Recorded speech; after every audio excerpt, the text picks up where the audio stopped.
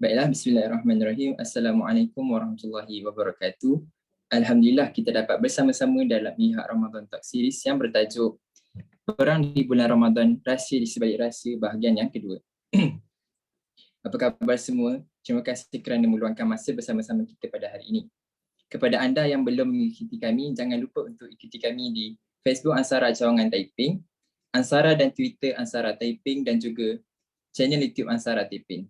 Untuk info-info perkembangan terkini Ansara Taiping dan sekiranya anda belum daftar sebagai ahli Ansara Taiping, anda boleh berbuat sedemikian di laman web www.ansara.myansara.org.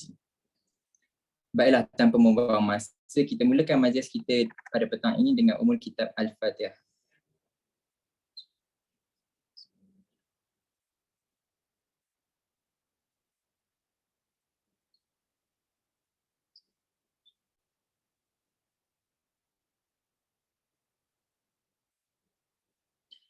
Alhamdulillah, pertama sekali saya ingin mengucapkan ucapan ribuan terima kasih kepada rakan strategik Ansara Taiping, iaitu Unit Jannah Taqwa MRCM Taiping, Unit Perkhidmatan Bimbingan dan Kaunseling MRCM Taiping, Badan Dakwah dan Rohani Pembimbing Rakan Sebaya, Alka Sistem, TNF Energy dan juga Sertu Studio.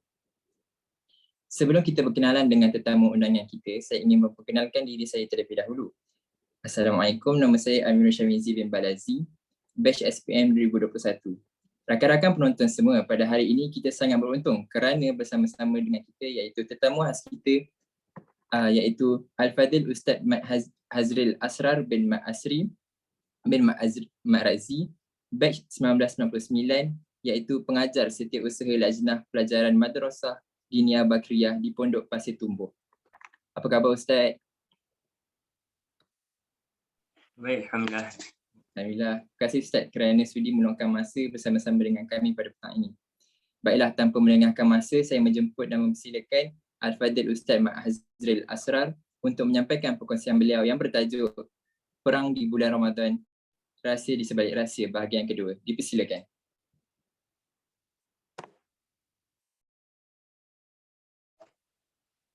A'udzubillahi minasyaitonir rajim. Bismillahirrahmanirrahim. Assalamualaikum warahmatullahi taala wabarakatuh. Alhamdulillah, syukur kepada Alhamdulillah, wassalatu wassalamu ala asyrafil anbiya'i wal mursalin sayyidina Muhammadin wa ala alihi washabbihi. Amma ba'd. Rabbi shrah li sadri wa yassir li amri wahlul 'uqdatam min lisani yafqahu qawli. Alhamdulillah, syukur kepada Allah Subhanahu wa taala dengan taufik hidayahnya kita masih lagi dipilih untuk kita bersama-sama dalam majlis yang mulia pada petang Ramadan ini. So, kita berada dalam satu majlis ilmu dan majlis yang dikasihi oleh Allah SWT, oleh Rasulullah SAW, oleh para malaikat. Alhamdulillah.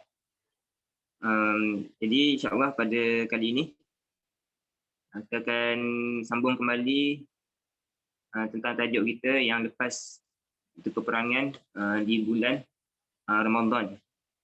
Rahsia di sebalik rahsia. Dia apakah rahsia-rahsia atau perkara yang mungkin tersembunyi yang kita tidak tahu, yang mana yang berkaitan dengan peperangan yang berlaku dalam bulan Ramadan. Di mana dalam sejarah Islam sana dicatatkan ada 3 peperangan yang mana yang berlaku dalam bulan Ramadan, yang mana peperangan yang disertai oleh Rasulullah sallallahu alaihi wasallam. Ini peperangan yang berlaku pada zaman baginda Rasulullah SAW. Di sana ada 3 peperangan yang berlaku dalam bulan Ramadan. Yang pertama yang seperti kita telah kupas pada sesi yang sebelum ini, iaitulah peperangan Badar, yang mana berlaku pada tahun kedua Hijrah pada 17 Ramadan. Kedua Hijrah pada 17 Ramadan. Di mana pada tahun itulah tahun dimulakan kewajipan berpuasa pada umat Islam. Di mana itulah tahun pertama umat Islam berpuasa, dan itulah tahun di mana umat Islam diuji dengan berlakunya peperangan peperangan Badar tersebut. Jadi kita dah lihat bagaimana itulah satu dengan betapa teguhnya iman para sahabat, walaupun dalam keadaan bulan Ramadan, mana ada sebahagian yang puasa dan dalam suasana yang panas. Sebab Ramadan ini maksudnya panas. Masa Ramadan ialah dari segi luar bahasanya ialah dia kata Ramida an-naharu, maksudnya istadana harruhu.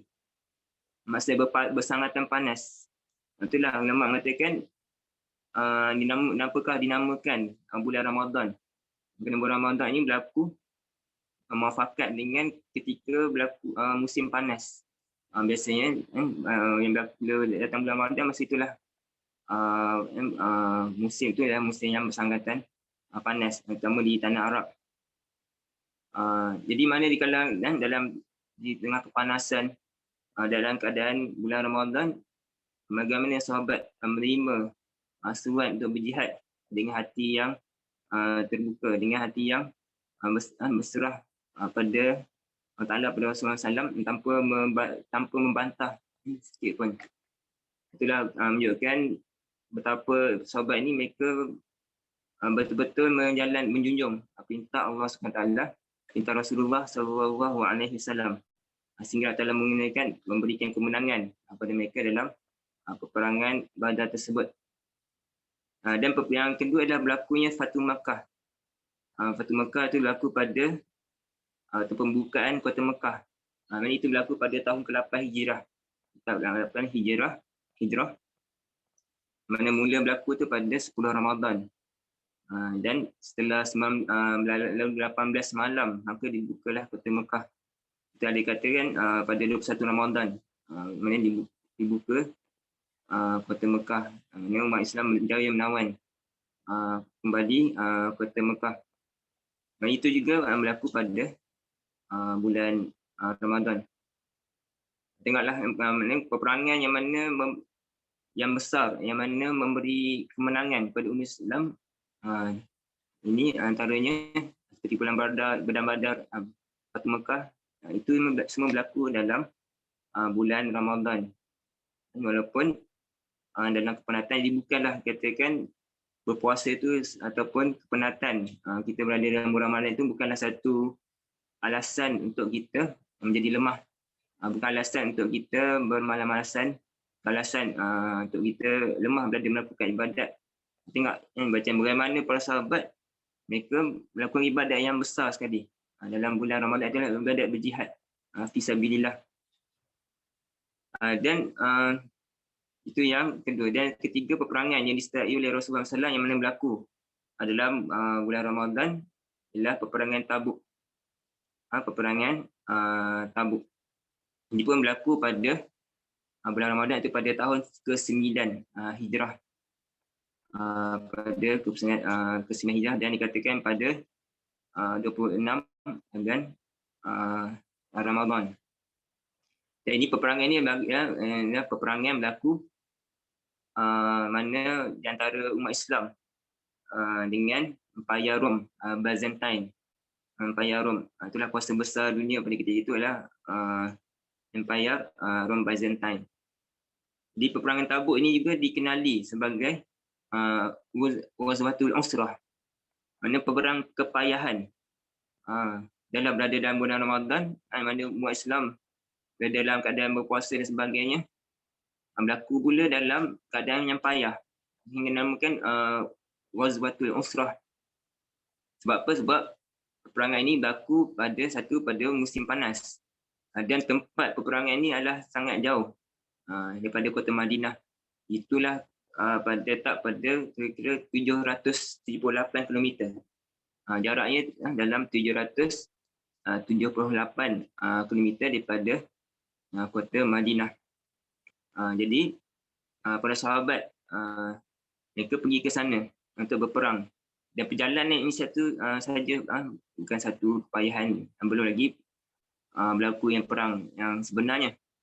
Kerana mereka berada dalam kekurangan bekalan, makanan, kekurangan binatang perang, alat peperangan dan sebagainya. Itulah juga satu ujian yang besar pada para sahabat. Dan yang peperangan ini juga, peperangan Tabuk ini juga dikenali sebagai peperangan Ghazwatul Fadihah. Ghazwatul Fadihah itu maknanya perang pembongkaran. Sebab dalam peperangan ini dah terbongkarnya hakikat golongan munafik. Mana mereka cuba melakukan tipu daya dan pengkhianatan terhadap Rasulullah SAW dan umat Islam. Jadi mana peperangan ni mana berlaku dalam keadaan umat Islam, mana tentera mereka adalah sejumlah 330,000 orang tentera. Dan mana ada dalam 10,000 tentera berkuda, 30,000 tentera Islam, termasuklah 10,000 tentera berkuda. Mana mereka bergerak ke Tabuk. Tabuk tu yang mana sejauh lebih kurang tadi kata lebih kurang 800 km tersebut ataupun 778 km itu mengambil masa selama 20 hari. Perjalanan ke sana saja mengambil masa selama 20 hari untuk bertemu dengan pasukan yang pasukan Rom yang dipimpin oleh Hercules, Satria Hercules, mana selamat 440,000 orang tentera. Tapi akhirnya peperangan ni tidak bertembung kan, kerana akhirnya pasukan Rom telah berpatah balik setelah mereka sedar tentang kekuatan sebenar umat Islam, di mana juga di sana turunnya pertolongan oleh Allah SWT dengan Allah turunkan hujan yang lebat dan juga datangkan keadaan takut, rasa takut dalam hati musuh, sehingga mereka tak berani untuk menghampiri pasukan tentera Islam. Sebab dikatakan mereka telah melihat seramai 100,000 tentera malaikat yang mana berada dalam pasukan umat Islam. Itulah peperangan yang besarlah yang berlaku dalam sejarah umat Islam, yang mana ketika Nabi SAW sendiri masih hidup. Dan di sana juga ada lagi peperangan lain yang berlaku selepas daripada kewafatan baginda Nabi SAW, yang berlaku dalam bulan Ramadan. Antaranya ialah peperangan Ain Jalut. Peperangan Ain Jalut ni lah di antara umat Islam, itu di antara tentera Turki daripada kerajaan Mamluk bertemu dengan tentera Mongol. Tentera Mongol yang mana yang tidak pernah kalah. Akhirnya dalam peperangan yang berlaku dalam bulan Ramadan ni, mereka kalah di bawah tangan tentera Islam, tentera Turki daripada kerajaan Mamluk. Mana yang tu dipimpin oleh Sultan Qutuz. Sultan Qutuz yang mana berlaku peperangan ini pada tahun 658 Hijrah. 658 Hijrah pada 25 Ramadan. Mana hanya tentera Mongol mengalami kekalahan. Yang mana habislah kata mitos ataupun sejarah yang mereka ni tidak pernah kalah dalam peperangan. Juga berlaku juga dalam bulan Ramadan peperangan yang dipanggil yang berlaku di Hittin, di Palestin. Peperangan inilah di mana dipimpin oleh Panglima Islam Salahuddin Al-Ayyubi, yang hanya berjaya mengalahkan tentera Salib, tentera Salib, dan hanya berjaya menawan kembali kota Palestin. Itu pun yang kata berlaku juga dalam bulan Ramadan. Dan di sana ada juga peperangan dinamakan sebagai peperangan Guadalete. Guadalete ini berlaku pada tahun 92 Hijrah. Pada 25 Ramadan tahun 92 Hijrah, yang mana akhirnya membawa kepada pembebasan kota Andalus. Ini kota Andalus berjaya ditakluk oleh umat Islam. Jadi itulah antara peperangan besar yang berlaku dalam sejarah umat Islam, mana berlaku dalam bulan Ramadan. Jadi kalau kita perhatikan apakah yang rahsia kemenangan umat Islam dalam peperangan yang berlaku dalam bulan Ramadan ni. Jadi kalau kita singkat kembali sejarah yang berlaku pada peperangan Badar. Kita tengok bagaimana bila kata masuk bulan Ramadan, masuk pada bulan inilah umat Islam mereka hati mereka pecah dan kembali Allah Ta'ala mengintih kepada Allah Ta'ala. Sebab dalam Ramadan ni kita disunatkan untuk qiyamul, untuk bangun malam beribadat kepada Allah SWT. Bila ketika umat Islam hati mereka luluh pada Allah SWT, penuh rendah diri, mereka kembali kepada Allah Ta'ala. Pada itulah datangnya Allah berikan kemenangan kepada mereka. Kita lihat bagaimana dalam berlaku dalam peperangan Badar, di mana para sahabat melaporkan bahawa sebenarnya dalam peperangan Badar itu Nabi SAW sudah seolah dah tahu dah bahawa ini kemenangan itulah milik umat Islam. Hingga kan Nabi SAW dapat memberitahu kepada para sahabat di manakah tempat terbunuhnya tentera orang kafir Quraisy, yang besar-besar. Tentera kata inhaza masra'ul fulan. Ini adalah tempat kematian si fulan. Ini tempat kematian si fulan. Nabi SAW boleh tunjuk lagi tempat di mana akan dibunuhnya pemimpin Quraisy. Ini sudah dah tahu dah bahasanya memang umat Islam akan menang dalam peperangan tersebut. Tapi walaupun dalam keadaan tersebut kita dapat lihat para sahabat meriwayatkan bahawasanya Nabi SAW berjaga malam pada malam Jumaat, yang mana berlakunya peperangan Badar pada tarikh tanggal 17 Ramadan tersebut. Nabi SAW berjaga malam, bangun, berdoa dengan penuh rendah, dengan penuh tadarruk, dengan kerendahan hati, kerendahan diri, mohon kepada Allah supaya berikan kemenangan lagi, supaya berikan kemenangan kepada Allah, kepada umat Islam. Nabi mengangkatkan tangannya baginda SAW ke langit, meminta bantuan daripada Allah Subhanahu Wa Taala. Sehingga kan Sayyidina Abu Bakar As-Siddiq mengatakan, kafa ya Rasulullah, innallaha munjizu laka ma wa'ada. Cukuplah wahai Rasulullah SAW, sungguh Allah Ta'ala akan melaksanakan apa yang ia telah janjikan. Yang kita tengok bagaimana Nabi SAW dan keadaan sudah tahu janji Allah SWT, masih lagi merintih rayu pada Allah SWT pada malam dalam bulan Ramadan. Jadi adakah itu disebabkan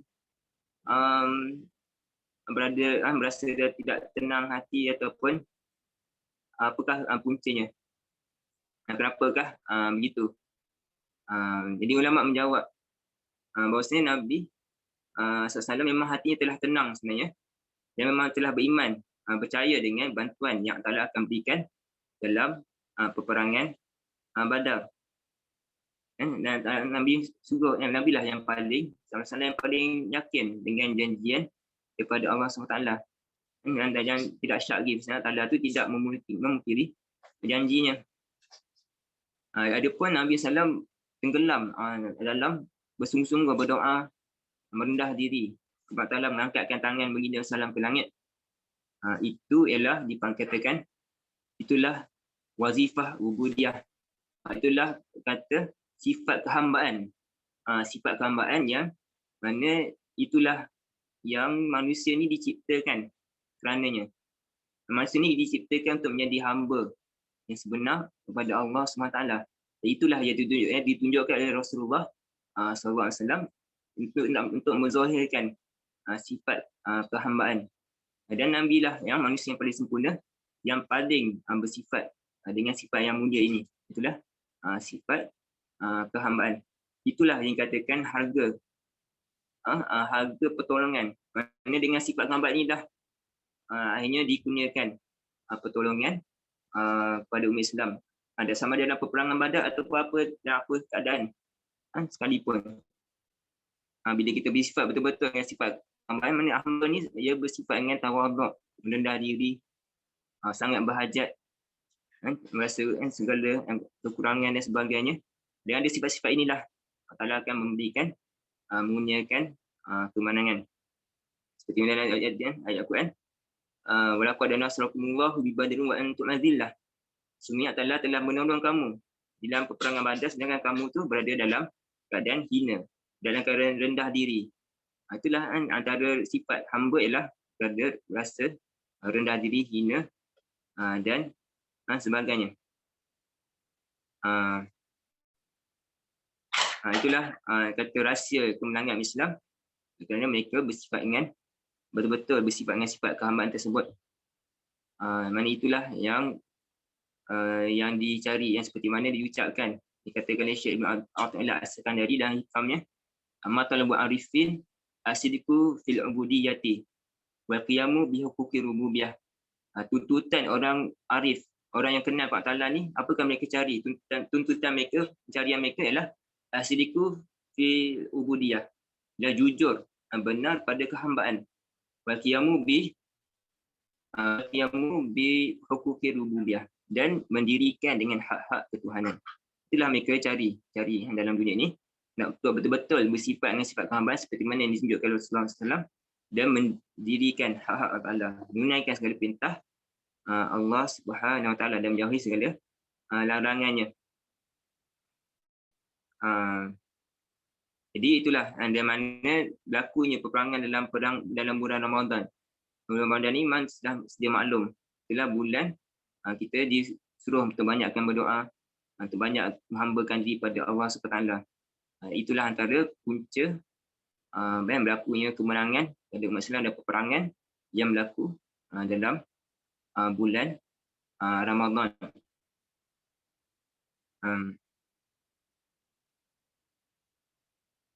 Dan kita tengok macam mana satu lagi rasa kemenangan umat Islam dalam peperangan yang berlaku dalam bulan Ramadan ini ialah kerana mereka ni bila datang bulan Ramadan, mereka lebih tahakkuk ataupun sebenar dengan bersifat dengan sifat takwa. Sebab itulah yang merupakan natijah ataupun yang itulah dicari, yang dituntut hasil pada puasa kita.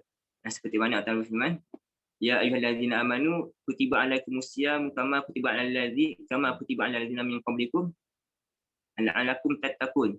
Wahai orang beriman, difardukan akan kamu berpuasa seperti mana difardukan atas umat-umat yang terdahulu, mudah-mudahan kamu bertakwa. Itulah mana sifat yang akan datang, yang pertolongan Allah adalah sifat takwa yang ada pada umat Islam. Mana takwa ni lebih dipastikan ataupun mereka lebih betul-betul sifat takwa apabila datangnya bulan Ramadan. Sebab itulah yang dituntut dalam puasa itu untuk menghasilkan sifat takwa, itu menjauhi ataupun maksud takwa ialah menjunjung segala perintah Allah dan menjauhi segala larangannya.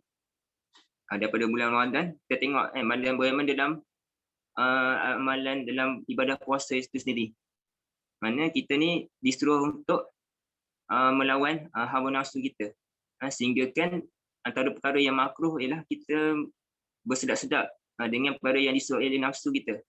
Itu pun makruh dalam puasa, seperti kita makan minyak wangi, maknanya warna yang ada bau yang wangi yang disukai nafsu kita, kita mencium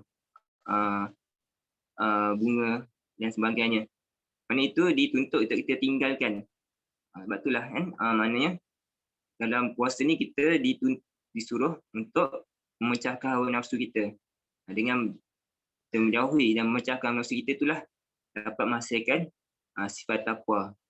Dan itulah yang mana yang sifat yang telah bersepakai, mana para sahabat telah dalam betul-betul menjiwai sifat takwa tersebut dalam bulan Ramadan, akhirnya diberikan bantuan dan kemenangan. Dan seperti mana Allah Ta'ala berfirman dalam Al-Quran, man yattaqillah yaj'al lahu makhraja. Barang siapa yang bertakwa kepada Allah Ta'ala, saya Allah Ta'ala akan berikan jalan keluar baginya.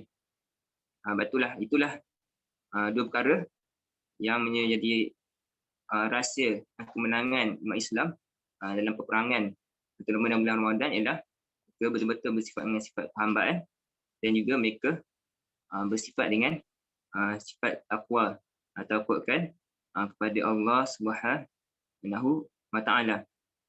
Ini berbeza kan dengan peperangan kaum tentera Quraisy yang kita tahu kan, mana mereka bersifat yang sebaliknya, mendengkai Allah Ta'ala, tidak beriman kepada Allah SWT, melakukan pelbagai maksiat sebelum pada peperangan Badar tersebut. Berbeza dengan keadaan Islam yang penuh dengan ketaatan, takut kepada Allah Ta'ala, berintih kepada Allah Ta'ala sebelum pada peperangan itu, hingga digunakan kemenangan.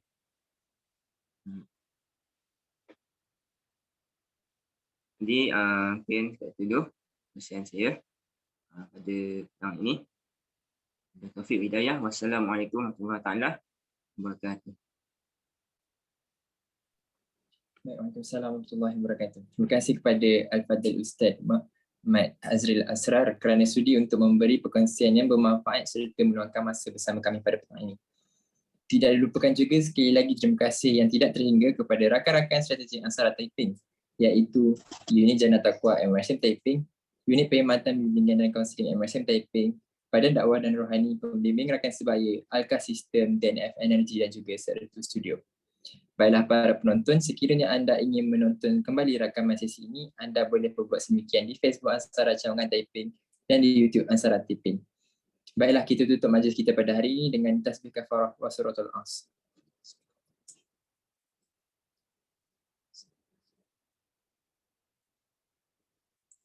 Sekian wabillahi taufiq wal hidayah. Assalamualaikum warahmatullahi wabarakatuh. Terima kasih. Terima kasih Ustaz. Assalamualaikum warahmatullahi